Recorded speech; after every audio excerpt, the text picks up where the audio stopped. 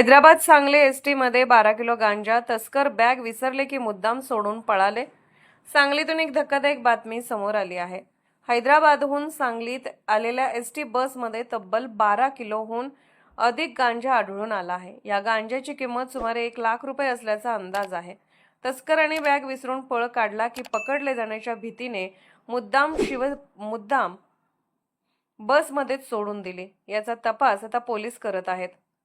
हैदराबाद ते सांगली असा जवळपास 500 किलोमीटरचा प्रवास करून आलेली एसटी बस सांगलीच्या मध्यवर्ती बस स्थानकात पोहोचले। सर्व प्रवासी उतरून गेल्यानंतर बस वॉशिंग रॅम्पवर उभी करण्यात आली। दुसऱ्या दिवशी सकाळी बसची स्वच्छता सुरू असताना कर्मचाऱ्यांना 2 संशयास्पद प्रवासी बॅगा आढळून आल्या।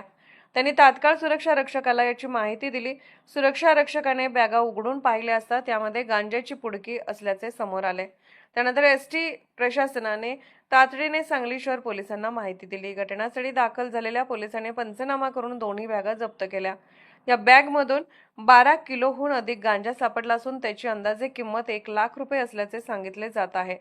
सांगली जिल्ह्यात यापूर्वीही गांजा तस्करीची अनेक प्रकरणे उघडकीस आली आहेत। विशेषतः कर्नाटकातून रेल्वे, एसटी बस आणि खासगी वाहनाच्या माध्यमातून अंमली पदार्थाची तस्करी होत असल्याची माहिती यापूर्वीही समोर आली होती। या प्रकरणात मात्र गांजा थेट हैदराबाद सांगली बसमध्ये सापडल्याने मोठी खळबळ उडाली आहे।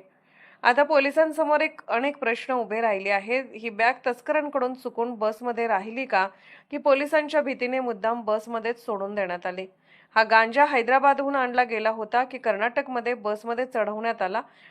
आणि सर्वात महत्त्वाचे म्हणजे हा गांजा नेमका कोणाचा? या सर्व प्रश्नांची उत्तरे शोधण्यासाठी सांगली शहर पोलीस बसमधील प्रवाशांची माहिती, मार्गातील थांबे आणि सीसीटीव्ही फुटेजची तपासणी करत आहेत। या प्रकरणी सांगली शहर पोलिसांनी अज्ञात व्यक्तीविरुद्ध गुन्हा दाखल केला असून गांजा तस्कराचा शोध सुरू आहे।